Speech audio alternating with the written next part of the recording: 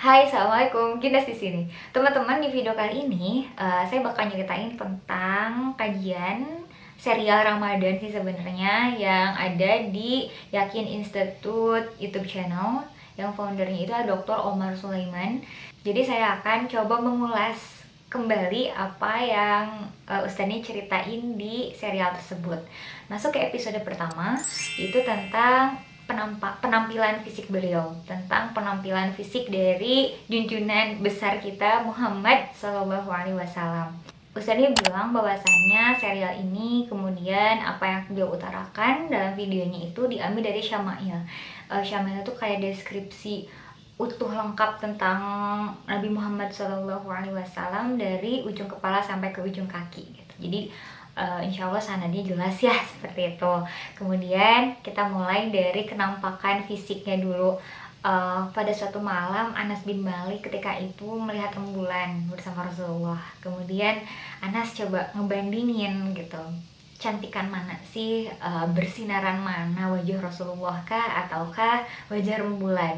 Bolak-balik Anas melihat rembulan, balik lagi ke Rasulullah, kemudian balik lagi gitu. Akhirnya dia bisa menyimpulkan bahwasanya wajah Muhammad Shallallahu Alaihi Wasallam itu lebih more radiance, lebih bercahaya, lebih bersinar dibandingkan full moon, dibandingkan bulan purnama ketika itu. Jadi kayak yaudah lah ya, tanpa skincare pun Rasulullah kayak udah paling bersinar di antara yang lain. Itu kenampakan fisiknya. Kemudian diceritakan juga oleh ustadznya, Nabi Muhammad itu memiliki kenampakan fisik yang sangat pas gitu, proporsinya itu kayak bener-bener pas tapi indah gitu.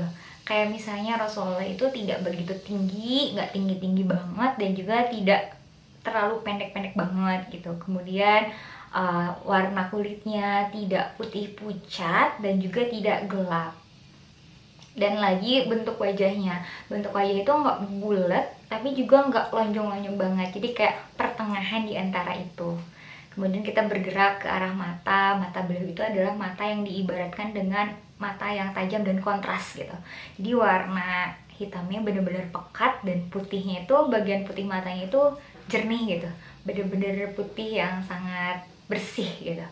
Kemudian beliau memiliki alis yang hampir bertautan satu dengan yang lain, alis yang tebal. Kemudian di antara alisnya itu kayak ada satu cahaya yang sinarnya itu kayak dari jauh tuh kelihatan gitu, karena wajahnya juga udah bersinar kan, mungkin kayak gitu ya. Kemudian beliau tuh punya kening yang menonjol dan ada urat yang keluar. Itu yang keluar itu pas lagi beliau marah aja, baru kayak ada urat-urat yang bertonjolan gitu, kalau kesel mungkin ya. Hidungnya mancung tapi nggak, proporsinya pokoknya keren banget lah, kayak ada berlereng gitu, kemudian bercahaya. Jadi kalau dari jauh tuh kayak gede banget karena kayak cahayaan gitu kan. Terus gitu pas dideketin, oh ternyata enggak kok gitu. Itu adalah hidung beliau. Terus gigi beliau itu bersih, putih. Kemudian di antara giginya itu ada sedikit celah gitu, kayak nggak rapat semuanya. Beliau memiliki mulut yang lebar, dimana mampu mengeluarkan suara yang indah.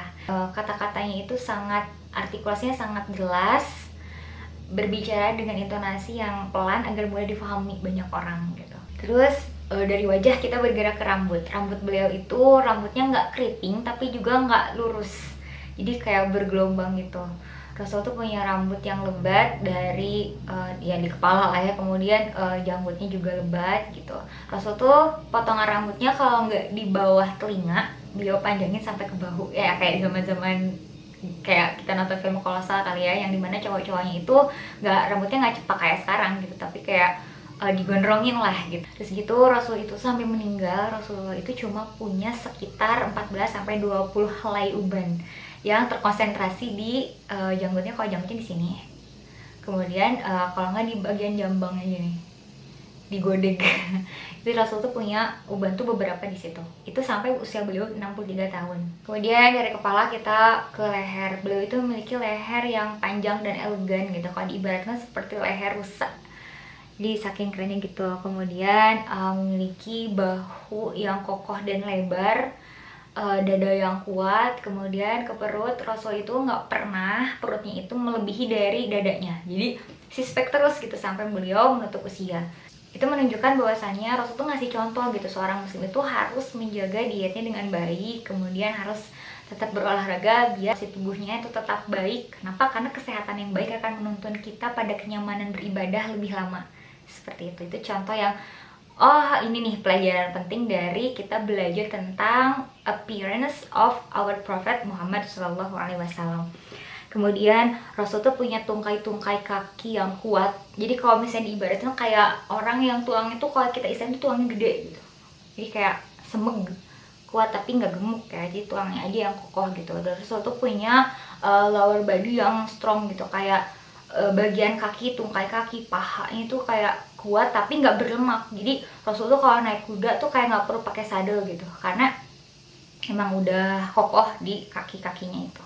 Terus ke tangannya sih yang bikin insecure tuh tangan sama kaki Rasulullah itu lembut kayak sutra. Terus keringatnya itu wangi, kayak kalau beliau keringetan tuh kayak udah pakai parfum aja gitu. Terus katanya, kata dokter Omar tuh, dia bilang kalau misalnya kita salaman sama Rasulullah, kita tuh bakal, terus wangi beliau tuh bakal nempel di tangan kita sampai beberapa hari ke depan. Sama nafasnya juga, nafas beliau itu harum gitu. Itu juga bisa dilihat kalau misalnya kita dengerin lagi apa ceramah-ceramah dari dokter Zaidul Akbar. Kan beliau cerita Rasulullah itu badannya wangi, Rasul itu nafasnya wangi, karena dilihat dari asupan makanannya juga yang bersih, yang sehat, yang benar-benar real food, yang penuh nutrisi gitu, beda sama kita.